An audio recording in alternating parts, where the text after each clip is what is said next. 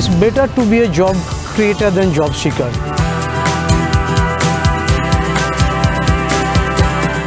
Startup হচ্ছে একটা idea.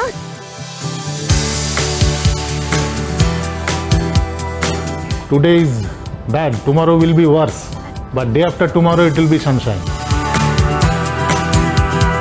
এখানে তোমার people can hear you.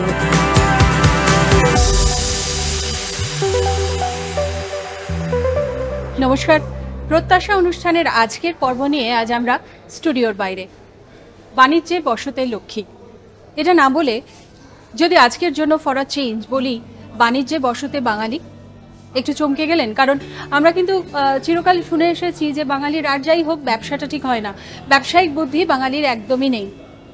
কিন্তু ঠিক সেই ধারণাটাকে ভুল প্রমাণ করে আজ আমরা যেখানে এসেছি কলকাতার একটি অঞ্চলে, সেখানে অনুষ্ঠিত হচ্ছে একটি বিরাট আয়োজন, একটি বিরাট উদ্যোগ যার নাম ব্যবসায় বাঙালি। হ্যাঁ, ঠিকই শুনেছেন। এবং এই উদ্যোগের পরিসর কিন্তু শুধুমাত্র বাংলা নয়, বাংলা ছাড়িয়ে সারা ভারতবর্ষ, এমনকি বিদেশেও এর বিস্তার।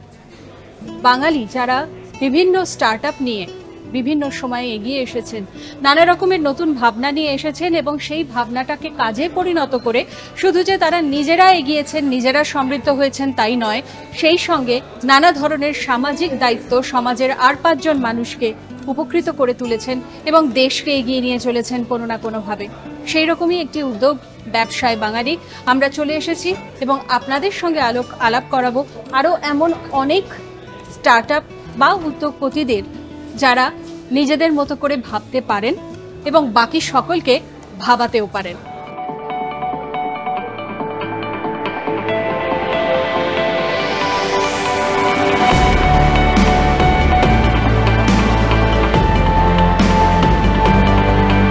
দেখুন, আমরা কিন্তু অনেকদিন থেকেই একটা কথা শুনে আসি যে বাঙালির আর যাই হোক ব্যবসাটা ঠিক আসে না। তো এই আমি আজকে এমন একটা জায়গায় চলে এসেছি আমাদের দূরদর্শনের টিম নিয়ে, যেখানে একটা অনুষ্ঠান চলছে, একটা বলা যায় একটা বিরাট আয়োজন চলছে, যেখানে তার সেই আয়োজনের টাইটেলটাই হলো ব্যবসায় বাঙালি। এই ব্যবসায় বাঙালি আসলে কি এবং এই উদ্যোগটা হঠাৎ কাদের মাথায় এলো, কেনই বা এলো, একটু জেনে নেব। আমার সঙ্গে রয়েছেন এই মুহূর্তে সুব্রত চ্যাটার্জি, এন্টারপ্রেনিয়র। আমি ওনার কাছ থেকে একটু জেনে নেব যে হঠাৎ এরকম একটা উদ্যোগ এবং শুধু বাঙালিদের কথা ভেবে, যেহেতু আপনারা নাম রেখেছেন ব্যবসায় বাঙালি, এরকম একটা উদ্যোগ নেওয়ার কথা মনে হলো কেন? নামটা ব্যবসায় বাঙালি অর্থাৎ বাঙালিদেরকে একত্র করার ইচ্ছে। তো বেঙ্গল বেসড নয়, বেঙ্গলি বেসড। তো আমরা অনেক দিন ধরেই ভাবছিলাম, আমি অনেক দিন ধরে ভাবছিলাম যে এটাকে কিভাবে একটা ট্রান্সলেট করা যায় ইনটু রিয়ালিটি। যদি তোর ডাক শুনে কেউ না আসে তবে একলা চলরে, এটা তো ঠিক সংগঠন গড়ার ক্ষেত্রে চলে না। তো এটার মধ্যে যেটা সবচেয়ে প্রয়োজন সেটা হচ্ছে মনের মতো মানুষ পাওয়া। তো আমরা আজকে যেখানে দাঁড়িয়ে আছি সেখানে দাঁড়িয়ে থাকার একমাত্র কারণ হচ্ছে যে আমি বেশ কয়েকটা মনের মতো মানুষ পেয়েছি এখানে, এবং তাদের চিন্তাধারাও একই, যে বাঙালিদের কি করে এক প্ল্যাটফর্মে এক ইকোসিস্টেমে একত্র করে এগিয়ে নেওয়া যায়। তো ওই সিড অফ আ থট যেটা ছিল আমার, সেটা এখন ট্রান্সলেটেড হয়েছে, কারণ আমাদের এখন সুন্দর একটা টিম অফ এন্টারপ্রেনার্স আছে। শুধু স্টার্টআপ বলবো না, আমাদের মধ্যে আছে business leaders, business owners and entrepreneurs. আরেকটা নতুন কনসেপ্ট হয়েছে, কলকাতাতে হচ্ছে, সেটা হচ্ছে ইন্ট্রাপ্রেনার্স, মানে কোম্পানির ভেতরে থেকে যারা ইনোভেশন আছে তারাও আমাদের সঙ্গে যোগদান করছে। এই যে ধরুন আপনি যে সংগঠনের কথা বললেন, যার সঙ্গে এতজন মানুষ জড়িয়ে আছেন এবং এতজনকে নিয়ে আজকের এই বিরাট একটা কি বলবো রাজস্ব যজ্ঞের মতন একটা অনুষ্ঠান আজকে হয়েছে, আপনারা আয়োজন করেছেন। এই সংগঠন এমনি সারা বছর তারা কি করে, মানে এই যারা জুড়ে আছে এটার সাথে তাদের ইন্টারেস্ট কি? বা ধরুন যে কোনো স্টার্টআপের ক্ষেত্রে আমরা জানি যে একটা ফান্ডিং এটা একটা বড় প্রবলেম, বা ধরুন আমার যখন পাইলট প্রজেক্টটা হয়ে যাবে সেটাকে যখন আমাকে এক্সিকিউট করতে হবে বা আমাকে মার্কেটিংয়ে যেতে হবে, তখনও সেটার আমার একটা ফিল্ড তৈরি করা, কাস্টমার বেস তৈরি করাও একটা বড় প্রবলেম, যদি সে একদম হোমগ্রোন কোনো প্রোডাক্ট বা হোমগ্রোন কোনো আইডিয়া নিয়ে একদম ইন্ডিভিজুয়ালি এগোয়। তো সেক্ষেত্রে আপনার এই সংগঠনের ভূমিকা কি?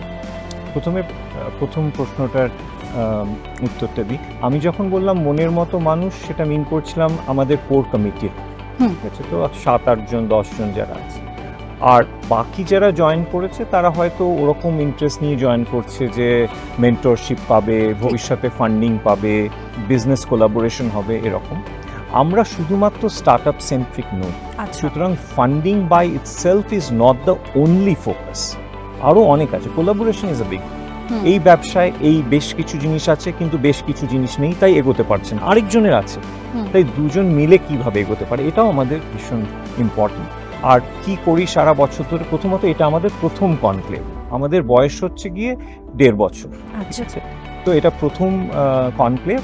আর আমরা কি করি, আমরা প্রত্যেক রবিবার ইন্ডিয়া টাইম যখন সকাল 9টা, তখন এই আলোচনাগুলো করি যে এরপরে নেক্সট কি পদক্ষেপ হবে ইত্যাদি। বিজনেস কোলাবোরেশনের উপর এখন বেশি ফোকাসটা, ভবিষ্যতে আমরা ফান্ডিংয়ের দিকে যাব, স্টার্ট আপ ফান্ডিং ইত্যাদি। যেহেতু এটা গ্লোবাল প্ল্যাটফর্ম, গ্লোবাল বাঙালি প্ল্যাটফর্ম, সেখানে হয়তো ফান্ডিংয়ের ব্যাপারটা হয়তো অন্যরকম একটা শেপ নেবে আশা করছি। আরেকটা যেটা জিনিস আমি বলতে চাই, মিস করতে চাই না, আমাদের একটা ভীষণ বড় ইম্পর্টেন্ট ব্যাপার হচ্ছে উইমেন এন্টারপ্রেনারস। এই বছর আমরা ওটা শুরু করলাম, গ্রামেগঞ্জের মেয়েদেরকে, উইমেনদেরকে কিভাবে হেল্প করা যায়। ইনফ্যাক্ট আপনি দেখবেন সুন্দরবনের এক মহিলাকে আমরা এবার সাপোর্ট করব। এই যে আপনি বলছেন যে উইমেন এন্টারপ্রেনিয়রশিপ, সেই জায়গাটার দিক থেকেও জিজ্ঞেস করতে চাইছি, এবং ওভারঅল দিক থেকেও জিজ্ঞেস করছি যে এই যে ধরুন আপনাদের এই উদ্যোগ, এবং যেটা আপনি বললেন যে এটা বেঙ্গলের মধ্যে এটা কনফাইন্ড নয়, এটা বাঙালিদের নিয়ে উদ্যোগ, কিন্তু কনফাইন্ড বেঙ্গলে নয়।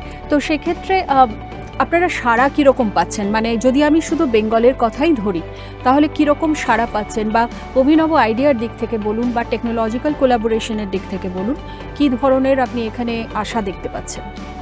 আমাদের অধিকাংশ মেম্বার্স হচ্ছে টেক ফিল্ডে, কিন্তু আমরা টেকে কনফাইন নই। যেমন সুন্দরবনের তিনি আসবেন, তিনি উইমেন হাইজিনের ওপর কাজ করছেন, ওনার সংগঠন, উনি একজন। তো আমাদের ওরকম নেই, কিন্তু সব জায়গা থেকেই প্রথমে যেটা আমরা দেখতে পাচ্ছি curiosity, then it translates into interest, and then a conviction. So there's a process, there's a journey. So I think today we are at a field where the curiosity is getting translated into conviction. তাই more and more people are joining. তো এটাই এখন আমরা ভালো সাড়া পাচ্ছি। Global স্কেলে আমরা নিজেরাই আস্তে আস্তে এগোচ্ছি, ব্যাঙ্গালোর থেকে আছে, পুনে থেকে আছে, কিন্তু আমরা আস্তে আস্তে করছি। পদক্ষেপটা শুরু করেছি মাদারশিপ দিয়ে, কলকাতা ইজ দ্য মাদারশিপ।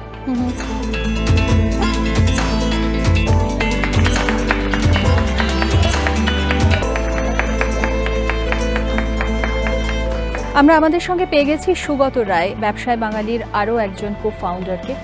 ওনার কাছ থেকেই শিখবো যে ব্যবসায় বাঙালির এই যে জার্নি, আমরা একটু আগেই শুনেছি যে এটার বয়স মাত্র 1.5 বছর, অর্থাৎ নিতান্তই শিশু। তো সেক্ষেত্রে তার ভবিষ্যতে একটা নিশ্চয়ই পরিকল্পনা থাকবে, কিন্তু তার আগে তার এই যে পথ চলা, সেটা সম্পর্কে একটু জেনে নেব। মিস্টার রায়, আপনার কাছে প্রথমে একটু জিজ্ঞেস করব যে যেহেতু আপনারা বলছেন যে এটা একটা প্ল্যাটফর্ম তৈরি করে দিচ্ছে যারা স্টার্ট আপের জন্য আসছেন তাদের কাছে, ধরুন যারা স্টুডেন্টস, হয়তো তারা ক্লাস 12 পাস করেছে, কিংবা হয়তো গ্র্যাজুয়েশন করছে, এবার তারা যদি ভাবে যে তারা স্টার্ট আপে আসবে, তাহলে তারাও কি এই সংগঠনের সঙ্গে যুক্ত হতে পারে? সেক্ষেত্রে তারা কিভাবে সাপোর্ট পাবে, বা তারা যদি এখানে আসতে চায় তারা কিভাবে এগোবে? দেখুন, ব্যবসায় বাঙালির প্রথম দিন থেকেই আমরা এভাবে ভেবেছিলাম যে বিভিন্নভাবে বিভিন্ন ক্যাটাগরির মানুষদের আমরা এই প্ল্যাটফর্মে অনবোর্ড করবো। তার মধ্যে একটা ক্যাটাগরি ডেফিনেটলি হচ্ছে স্টুডেন্টরা যখন 12 পাস করছে, 12 পাস করার পর যখন কোনো কলেজে ভর্তি হচ্ছে, মেবি সেটা ইঞ্জিনিয়ারিং কলেজ হতে পারে, বা ইঞ্জিনিয়ারিং করার পর MBA করতে পারে, বা জেনারেল কলেজেও পড়তে পারে, তাদের মধ্যে যখন অনেক ইনোভেটিভ আইডিয়া তারা ভাবছে, তারা তৈরি করছে, এবং আমরা সেইভাবে যখন ওরা ভাবছে সেই আইডিয়াগুলো পাবলিশ করতে পারছে না, আমরা ব্যবসায় বাঙালি থেকে সেই প্ল্যাটফর্মটাকে প্রোভাইড করার চেষ্টা করছি বা করব, যাতে এই প্ল্যাটফর্মের মধ্যে দিয়ে তারা নিজেদের ইনোভেটিভ আইডিয়াটাকে নিয়ে আসতে পারে, আমরা একটা ফ্যাসিলিটেট করতে পারি। আমরা তাদেরকে মেন্টারশিপ দিয়ে, আমাদের মেন্টারশিপ প্রোগ্রামস আছে, আস্তে আস্তে আমরা ওগুলোকে লঞ্চ করছি। সো মেন্টারিংয়ের মধ্যে দিয়ে তাদেরকে আমরা আরও বেশি ডেভেলপ করতে পারি, যাতে তারা তাদের প্রোডাক্ট বা সলিউশনটাকে আরও বেশি রোবাস্ট করতে পারে এবং অ্যাকচুয়াল মার্কেটে যাতে নিয়ে আসতে পারে। এবং এর মধ্যে দিয়ে আরও আমাদের কিছু চিন্তাভাবনা আছে, যেরকম আমরা ব্যবসায়ী বাঙালি ফাউন্ডেশন থেকে কিছু হ্যাকাথন অর্গানাইজ করবো, সেরকমভাবে আমরা প্ল্যান করছি। কারণ এই ব্যবসায়ী বাঙালি ফাউন্ডেশনে অনেক কোম্পানিজ আছে, মিড সাইজ স্টার্ট আপ যারা কিনা মেম্বার। সেই কোম্পানিজগুলো কেউ আইটিতে আছে, কেউ ম্যানুফ্যাকচারিং আছে, বিভিন্ন সেক্টরে আছে। তো সেখান থেকে আমাদের উদ্যোগ নিয়ে আমাদের কিছু হ্যাকাথন বা কিছু কম্পিটিশন অর্গানাইজ করতে হবে, যেখানে স্টুডেন্টরা পার্টিসিপেট করবে এবং সেই পার্টিসিপেটের মধ্যে দিয়ে আমরা বুঝতে পারবো যে কারা বেশি ইনোভেটিভ প্রোডাক্ট ডেভেলপ করছে, কারা বিজনেসের স্টার্ট আপে আসতে চাইছে এবং তাদেরকে সাপোর্ট করা, সেটাই আমাদের মূলত উদ্দেশ্য থাকে। নিশ্চয়ই। এই যে ধরুন আপনি যারা বলছেন যে অ্যাসপায়ারিং যারা তারা আসছে, যেটা আমার প্রথম প্রশ্ন ছিল এবং আপনি বললেন, এবার ধরুন যারা আসছে তারা তো একটা প্রত্যাশা নিয়ে আসছে আপনাদের কাছে, তার মানে তারা কিছু পাওয়ার জন্য আসছে। এবার সবাই যদি পাওয়ার জন্য আসে, সেখানে তো কোলাবোরেশনটা একটা প্রবলেম হয়ে যায়। তো সেই দিকটা আপনারা কিভাবে সামলাচ্ছেন? মানে এটা তো একটা গিভ অ্যান্ড টেক হওয়া উচিত, একটা না হলে নেটওয়ার্কিং তৈরি হয় না বা নেটওয়ার্কিংটা সফল হয় না। সেই দিকটা আপনারা কি ভাবছেন? হ্যাঁ, দেখুন, একটা প্ল্যাটফর্ম যখন তৈরি হয় সেখানে যেরকম গিভার্সরাও আসে, সেখানে টেকার্সরাও থাকতে হবে। তো আমি একটা প্রোডাক্ট বানালাম, আমি একটা সলিউশন বানালাম, বানিয়ে সেটা আমি কাউকে দিতে পারলাম না, লঞ্চ করতে পারলাম না, সেল করতে পারলাম না। So it doesn't make any sense. মানে আমার উদ্দেশ্য হচ্ছে আমি কিছু ইনোভেটিভ প্রোডাক্ট বানাবো, আমি সেই প্রোডাক্টটা মার্কেটে লঞ্চ করব, সেই মার্কেটে লঞ্চ করার জন্য আমি হায়ার করব রিসোর্সেস, এমপ্লয়মেন্ট জেনারেট করব এবং ফাইনালি আমি গ্রো করব লোকালি এবং গ্লোবালি। এই লোকালি এবং গ্লোবালি গ্রো করতে গেলে যেটা মূলত দরকার সেটা হচ্ছে নেটওয়ার্কিং দরকার। নেটওয়ার্কিং মানে আমি অ্যাজ এ সেলার, আমার দরকার কনজিউমার। সো আমরা ব্যবসায়ী বাঙালি ফাউন্ডেশন যে প্ল্যাটফর্মটা, সেখানে কনজিউমারদের জন্য কিন্তু ওপেন করা হয়েছে। তো এখানে একটা ক্যাটাগরি আছে সিএক্সও মানে সিআইও, সিএফও, সিইও, এই যে category management from big enterprises, তারা কিন্তু এই প্ল্যাটফর্মে আসতে পারে এবং তারা ইভ্যালুয়েট করতে পারে এই স্টার্ট আপ যারা আমাদের মেম্বার, ইভ্যালুয়েট করে তাদের প্রোডাক্ট এবং সার্ভিসগুলোকে কিন্তু অ্যাভেল করতে পারে। তো এটা একটা কিন্তু হ্যান্ডশেকিং প্ল্যাটফর্ম, যেখানে গিভার্সও আছে, টেকার্সও আছে।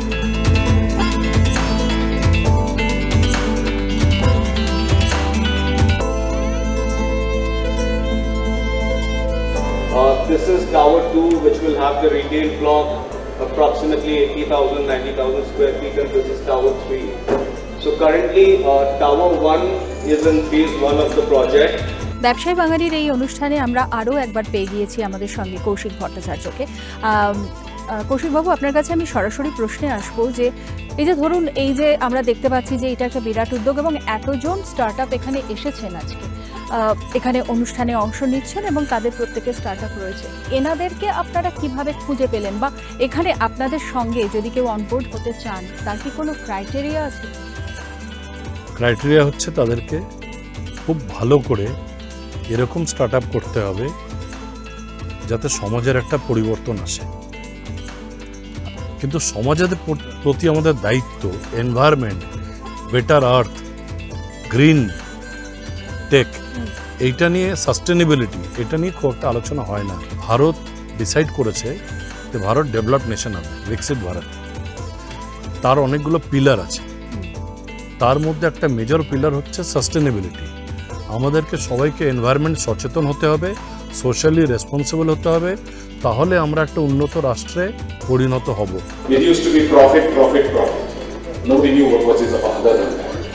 তার জন্য corporate social responsibility and ESG, যেটা হচ্ছে এনভায়রনমেন্ট, সোশ্যাল অ্যান্ড গভর্নেন্স, এই সেগমেন্টটাকে প্রত্যেকটা ব্যবসায়ী বিশেষ গুরুত্ব দিতে হবে যে আমরা যা কাজ করছি তার মধ্যে আমরা কত কার্বন ফুটপ্রিন্ট খরচা করছি, কত আমাদের কার্বন ক্রেডিট, এবং আমরা মা ধরিত্রীকে কিভাবে প্রোটেক্ট করে আমাদের দেশের মানুষকে বেটার লাইফ, আমরা কি করে আবহাওয়াতে লেড গ্রহণ করি, আমাদের শ্বাস প্রশ্বাস, গর্ভবতী মায়ের মিসক্যারেজ হয়ে যায় আমাদের পলিউশন এত বেশি বলে, মানুষ ক্যান্সারে ভুগছে। ব্যবসা যারা আমরা করছি তারা যদি ব্যবসায়িকভাবে সচেতন না হই তাহলে পরে এই উন্নত রাষ্ট্র আমরা কি করে হব? ব্যবসায় বাঙালি অর্থাৎ বাঙালি উদ্যোগী এবং উদ্যোগী থেকে বা উদ্যোগ থেকে উদ্যোগপতি, কিন্তু উদ্যোগপতি মানেই কিন্তু শুধুমাত্র নিজের উদ্যোগে নিজের এগিয়ে চলা বা নিজের উন্নতি নয়, আমাদের আশেপাশে যারা আছে সকলকে নিয়ে এগিয়ে চলা।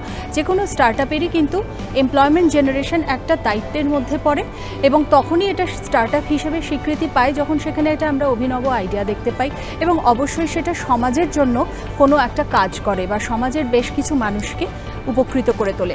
তো সেইখান থেকে আমি একটু জানতে চাইবো, আমার সঙ্গে এই মুহূর্তে রয়েছেন ডক্টর অর্ণব বাসু, ব্যবসায় বাঙালি স্টিয়ারিং কমিটির মেম্বার। ওনার কাছে একটুখানি জেনে নেব যে এই যে ধরুন যারা আপনাদের সঙ্গে রয়েছে তারা বিভিন্ন সেগমেন্টে কাজ করছেন, কেউ গ্রামের পটভূমিতে কাজ করছেন, কেউ হয়তো সামাজিক দিক থেকে কাজ করছেন, তো সেক্ষেত্রে তাদেরকে তাদের সঙ্গে নিয়ে এগিয়ে চলাটা, এই জার্নিটা কীরকম? হ্যাঁ, আমাদের ব্যবসায় বাঙালির যখন শুরু হয় তখন আমাদের মূল উদ্দেশ্য এটাই ছিল যে যেহেতু আমরা বাঙালিদেরকে একত্রিত করছি, বাঙালি উদ্যোগপতি যারা স্টার্ট আপ করেছে তারা কিছুটা জায়গায় পৌঁছেছে, কিন্তু তাদের স্টোরিটা হয়তো সেই অর্থে সবার কাছে পৌঁছাচ্ছে না।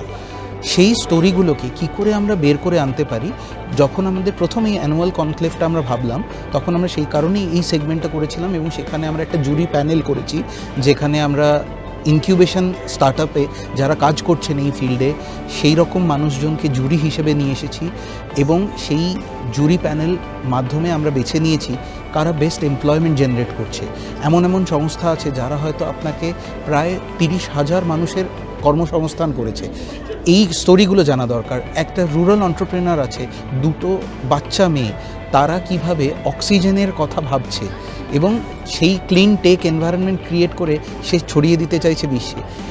এমন মানুষ আছে যারা হয়তো অর্গ্যানিক্স কাজ করে আজকে বিশ্বের দরবারে পৌঁছে গেছে, কিন্তু এই স্টোরিগুলো উঠে আসে না। তাহলে কি করে একটা ব্যবসায়ী সংগঠন যারা বলছে গ্লোবাল বাঙালি হিসেবে আমরা সবাইকে একত্রিত করছি, এইটা তো আমরা বাদ দিতে পারি না। এই জায়গাটাকেই আমরা হাইলাইট করে আজকে 5 জনকে আমরা অ্যাওয়ার্ড করেছি এবং তারা প্রত্যেকেই নিজ নিজ ক্ষেত্রে এই মুহূর্তে প্রতিষ্ঠিত এবং আমরা চাইছি যে তাদের দেখে আরও বাঙালি উদ্যোগপতিরা ইন্সপায়ার্ড হয়ে আরও এগিয়ে আসুক। এই যে ধরুন সোশ্যাল রেসপন্সিবিলিটি, এটা আমরা একসময় একটা CSR বলে কথা শুনতাম, যে কর্পোরেট সোশ্যাল রেসপন্সিবিলিটি, এটাই কিন্তু আজকে অনেকে একমাত্র এই দিকটা থেকেই নিয়েই অনেকে স্টার্টআপ তৈরি করছেন, যে যারা শুধু নিজেরা বাড়বেন না এবং আশেপাশের সমাজকেও তারা উপকৃত করে তুলবেন।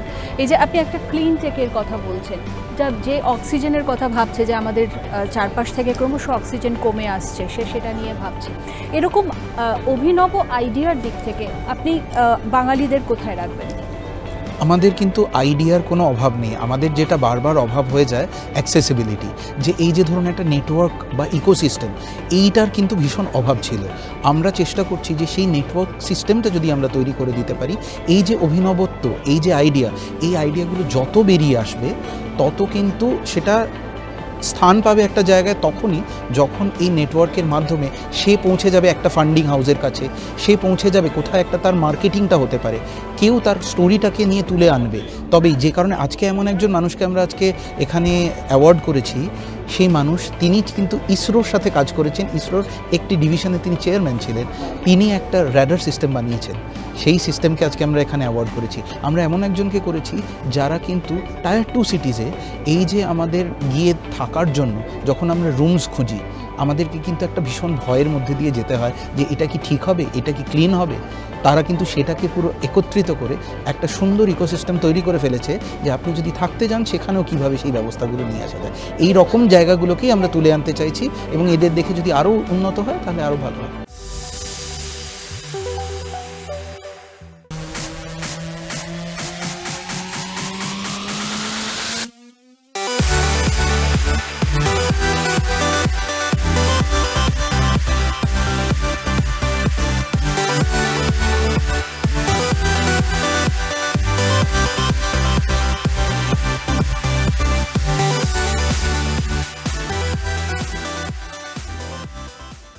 ব্যবসায় বাঙালি অনুষ্ঠানে যেখানে আমরা দেখছি যে এত স্টার্টআপ, এত রকমের অভিনব উদ্যোগ, সেখানে মহিলাদের কথা হবে না, মহিলা উদ্যোগপতিদের কথা হবে না, সেটা তো হতে পারে না, কারণ মহিলারা কিন্তু কোনোভাবেই এই স্টার্টআপের দিক থেকে পিছিয়ে নেই। যিনি একটা নতুন ধরনের ভাবনা ভাবেন বা যিনি একটা উদ্যোগ নেন, তিনিই তো উদ্যোগপতি, তাই না? আমার সঙ্গে সেরকমই আজ একজন রয়েছেন। নমস্কার, আমি গায়ত্রী জানা, দক্ষিণ 24 পরগনার কুলতলি ব্লকের বৈকুণ্ঠপুর তরুণ সংঘ থেকে আমি এসেছি। আমরা মূলত SNPU অর্থাৎ স্যানিটারি ন্যাপকিন প্রোডাকশন ইউনিট নিয়ে কাজ করছি, যেখানে গ্রামীণ মহিলাদের হেলথ এবং হাইজিন নিয়ে আমরা কাজ করে চলছি। স্যানিটারি ন্যাপকিন বর্তমানে সময়টা একটু পাল্টাতে শুরু করলেও আজ থেকে 2-1 বছর আগে পর্যন্তও কিন্তু এই স্যানিটারি ন্যাপকিন শব্দটা সর্বসম্মুখে উচ্চারণ করাটাও প্রায় একটা অপরাধের মতন ছিল, একটা পাপের মতন ছিল। বিশেষ করে শহরাঞ্চলে যদি নাও হয়, গ্রামের দিকে তো বটেই। সেখানে আপনি একটা প্রত্যন্ত জায়গা থেকে এসে যখন এই স্যানিটারি ন্যাপকিন নিয়ে কাজ করার কথা ভাবলেন বা শুরু করলেন, তখন সামাজিক পরিস্থিতি বা সমাজের প্রতিক্রিয়া কী ছিল? প্রথমেই বলি, সুন্দরবন যেখানে বেশিরভাগ মানুষের প্রধান জীবন জীবিকা বলতে রয়েছে নদীতে মৎস্য আহরণ করা এবং সেই সঙ্গে চাষবাস, কৃষিকাজ এবং মৎস্য আহরণ, নদীতে মাছ কাঁকড়া ধরা। তো এটাই হচ্ছে তাদের প্রধান জীবিকা, যেখানে দাঁড়িয়ে মহিলারা নিজেদের স্বাস্থ্য সম্পর্কে যথেষ্ট পরিমাণে সচেতন ছিল না। সেই সময় 2018 সালে, আজ থেকে কয়েক বছর আগে আমরা এই উদ্যোগটা নেওয়া শুরু করি, যেখানে আমরা লক্ষ্য করলাম যে সুস্থ কিশোরী যদি না থাকে তাহলে একজন সুস্থ মা থাকবে না, একজন সুস্থ মা যদি না থাকে তাহলে একজন সুস্থ সন্তান আমরা পাবো না। একটা সুস্থ সন্তান একটা সুস্থ পরিবার আনতে পারে, একটা সুস্থ পরিবার মানে একটা সুস্থ রাষ্ট্র তৈরি হওয়ার ক্ষমতা রাখে। তো সে জায়গায় দাঁড়িয়ে তাদের সাথে সেই প্রতিবন্ধকতার মধ্য দিয়ে আমরা আমাদের এই উদ্যোগ এবং এই লড়াইটা চালিয়ে যাই। আমরা যখন প্রথম এই উদ্যোগটা নিয়েছিলাম, তখন আমরা একটা হ্যান্ডমেড মেশিনের দ্বারা আমরা এই প্রোডাক্টটা তৈরি করতাম এবং মায়েদের কাছে আমরা পৌঁছে দেওয়ার চেষ্টা করেছিলাম। কিন্তু সেই সময় দাঁড়িয়ে সেই হ্যান্ডমেড মেশিনের দ্বারা এত মানুষের কাছে পৌঁছে দেওয়া এবং তার যে প্রোডাক্ট কস্ট আমাদের কাছে অনেকটা চলে আসছিল, এবং সেই সময়ে যেখানে মহিলারা সঠিকভাবে নিজেদের স্বাস্থ্য সম্পর্কে সচেতন নয়, সেই জায়গায় দাঁড়িয়ে তারা বেশি মূল্যে বা অধিক মূল্যে বাজার দর সমান সমান এই প্রোডাক্টটি কিনে ইউজ করা তাদের জন্য অনেকটা চ্যালেঞ্জের সম্মুখীন ছিল। তো সেরকম একটা জায়গায় দাঁড়িয়ে আমরা 2021-এ আমরা একটা ম্যানুয়াল মেশিন ওখানে ইনস্টল করি। সেই ম্যানুয়াল মেশিন ইনস্টল করার পর যেখানে আমাদের প্রোডাক্ট বাজারজাত করতে গিয়ে আমরা বাজারের থেকে স্বল্প মূল্যে মাত্র 25 টাকা রেটে আমরা এই প্রোডাক্টটি মায়েদের হাতে তুলে দিতে পেরেছি, এবং একটা প্যাকেট 25 টাকা, একটা প্যাকেট 25 টাকা। তো সেই জায়গা থেকে আমরা মায়েদের কাছে এটা পৌঁছে দিতে পেরেছি। প্রত্যাশা অনুষ্ঠানে আমরা যতবারই স্টার্টআপ নিয়ে কথা বলেছি, ততবারই কিন্তু আমরা বারবার জোর দিয়েছি অভিনব ভাবনার ওপরে। হঠাৎ একটা ইউনিক আইডিয়া, সেই আইডিয়াটা থাকলে তারপরে সেটার উপরে একটা পরিকল্পনা তৈরি করা, তারপর সেটাকে এক্সিকিউট করা, সেই ধাপগুলো আসবে। এবং সেই রকম ইউনিক আইডিয়া যে কত রকমের হয় আমরা প্রায় প্রত্যেক পর্বেই আপনাদের দেখাই। ঠিক সেই রকমই একটা উদাহরণ এই মুহূর্তে আমার সামনে একদম জ্বলজ্বল করছে, আপনাদের সঙ্গেও আলাপ করিয়ে দেবো।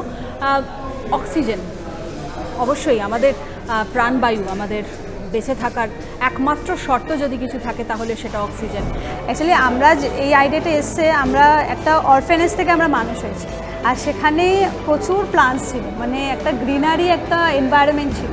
তো সেখান থেকে আমাদের এই আইডিয়াটা আসার। ইভেন লকডাউনে এই জিনিসটা খুব বেশিভাবে ইম্প্যাক্ট করেছে, কারণ লকডাউনে যেভাবে ইনডোর এয়ার কোয়ালিটি ইমপ্রুভ হয়েছে, যেভাবে পলিউশনটা ইমপ্রুভ হয়েছে, দেখেন আমরা আমরা করছি ইনডোর স্পেস, একটা প্লান্টস, আমরা যদি একটা বেডরুমে একটা প্লান্টস অ্যাড করি, আমরা যদি একটা ওয়ার্ক স্পেসে একটা প্লান্টস অ্যাড করি, সেটা কতটা বেনিফিটস আছে, কতটা এয়ার কোয়ালিটি আছে। শুধু এয়ার কোয়ালিটি না, অনেক হেলথের অনেক বেনিফিটস থাকে, যেমন অনেকজনের সিকনেস হয়, অনেকজনের অ্যানসিয়াস হয়, অনেকজনের কোনো হেলথ বেনিফিটস, এটাতে হেলথ স্ট্রেস হয়।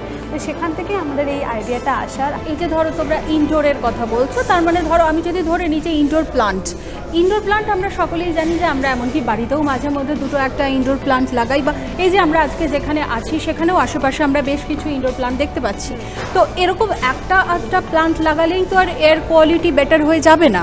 তো সেক্ষেত্রে সেটাকে নিয়ে একটা ব্যবসার কথা মাথায় এলো কী করে? হ্যাঁ, তো ব্যবসায় আসলো এটা যে একটাতে তো হবে না, কিন্তু ওর জন্য আমাদের কী হয়েছে, আমাদের যে যেমন একটা ভাবেন আমি একটা অফিস কেবিন আমরা রাখলাম, তো অফিস কেবিনে যদি 4-5টা যদি আমরা প্লান্ট যদি অ্যাড করি, তো সেটা ইনডোর কোয়ালিটিটা অনেকটা ইমপ্রুভ হয়। আর সেটা আমরা মেজার করবো কী করে, সেটা কী করে বুঝবো যে ইনডোর কোয়ালিটিটাই মানে ইমপ্রুভ হচ্ছে, সেটার জন্য একটা মনিটরও মেশিন আছে, যেরকম PM 2.5 বলে একটা মনিটর আছে, সেখান থেকে আমরা জিনিসটা দেখলাম যে আমরা কী করি, যদি আমরা আমরা যদি একটা প্রজেক্ট এরকম পাই, তা আমরা করে আমরা সেই অফিস স্পেসে আমরা সাইট ভিজিট করি, সাইট ভিজিট করে আমরা দেখে নিই যে কোথায় কোন প্লান্টসটা রাখতে হবে, কোন সানলাইটে কোন প্লান্টসটা লাগবে, কেমন মেনটেনেন্স হবে। তো সেই হিসাবে আমরা একটা অ্যাপ্রুভাল নিয়ে সেটাকে আমরা এক্সিকিউট করি, তারপর আমরা প্লান্টস ইনস্টলেশন করে সেটা ডেকোরেশন করে দিই। আমার সঙ্গে রয়েছেন অরিজিৎ দত্ত। আমরা যে পরিবেশে বাস করি সেই পরিবেশকে সুস্থ করে তুলতে, তার অসুখ একটু সারিয়ে তুলতে অরিজিৎ বাবুর উদ্যোগও কিন্তু নিতান্তই ফেলনা নয়। কি সেই উদ্যোগ এবং কিভাবে তার এগিয়ে চলা, শুনে নেব ওনার কাছ থেকে। অরিজিৎ বাবু, আপনার যে স্টার্টআপ, প্রথমে বলুন যে সেটার কনসেপ্টটা কি? দেখুন, অ্যাকচুয়ালি মানে এখন মানে আমরা 2025-এ বাস করছি, তো চারিদিকে প্রচুর ভেহিকেলস রয়েছে। মানে একসময় ছিল যখন এত পলিউশন ছিল না, যখন আমরা সাইকেলকে বেশি প্রেফার করতাম, পাকে বেশি প্রেফার করতাম। কিন্তু এখন যেহেতু আমাদের মার্কেটে 2 হুইলার বলুন 4 হুইলার বলুন, আমরা এত ব্যস্ত, ঠিক আছে, সেই ব্যস্ততার মধ্যে আমরা প্রত্যেক দিন নিজেকে সেই ব্যস্ত রাখার জন্য গাড়ি আমাদের চালাতে হয়। তো সেই গাড়ি যখন চলতে যার জন্য প্রচুর পলিউশনও হচ্ছে, ঠিক আছে। তো এই পলিউশন যে হচ্ছে, এটার কারণ হচ্ছে, মেন কজ হচ্ছে কার্বন।